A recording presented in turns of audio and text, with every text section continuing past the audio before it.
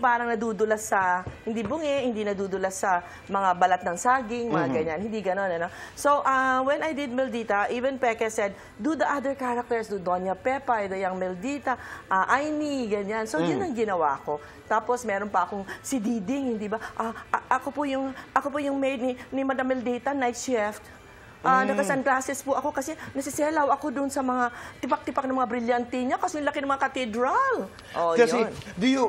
do you watch Mildita? Do you go to the mannerisms? Do you go to the voice? Yes. Do you go to the costuming? Saan? Lahat yun. Lahat yun. Hindi. Ang sabi nga, pareho kami ni Willie Nepomuceno noon, ano? Kasi hindi complete ang character pag hindi ang voice kasama. You know, like sa Madam Mildita, you know, malaki na ang boses niya. No? Lalo na nung parang boses na ni McCoy, ang boses niya. Hindi ko alam kung bakit, dahil siguro tumatanda na, bumababa na ang kanyang boses. Ano?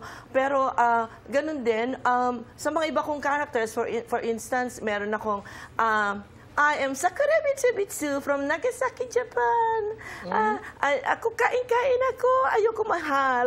Yung matining ang boses. So the voice ng is isa, very, very important. Si Diding, The voice is very important. Very important, kailangan katugma. Was there a time na nagalit sa iyo si Mrs. Marcos? Hindi ko na alam. Pero ang nakarating sa aking chismis ay, merong mga nanonood ng mga loyalista dun sa Light and Sound Theater noon. Tapos pagkatapos ng show, sabi sa akin, alam mo kung sino yung mga loyalista. Paano malalaman? Hindi malakas ang tawa nila. So, nung susunod na show, balita ko na po may mga loyalista. Ngayon, yun daw ho yung hindi masyadong tumatawa sa mga jokes ko. Kaya pag tumawa ang lahat, tumawa ho kayong lahat. Nagtawanan sila lahat. Kasi nahihiya. Ang Light and Sound po ay yung venue sa Makati kung saan lahat ng aming mapalabas noon ay doon ginaganap. Oo. At saka yung yung kasi niya na si Loreto. Okay.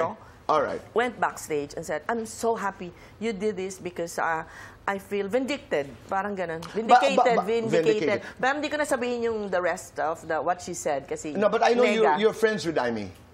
Yeah, because she got me for Pop Music Festival. Right. So pag nakikita niya ako noon, sabi niya, At anong sabi ni Aimee tungkol? Ayun. Ano ba, Tomas? Ikaw pala yung weather girl. Kukunin kita ha. Ikaw sumulat dito sa Pop Music Festival. Tapos nagustuhan niya, mga ideas ko dong iba-iba.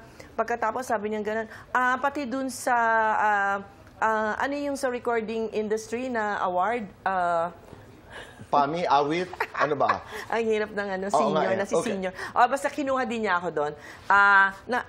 Nag-stay kami. Nag-stay kami sa kanilang mansion sa San Juan.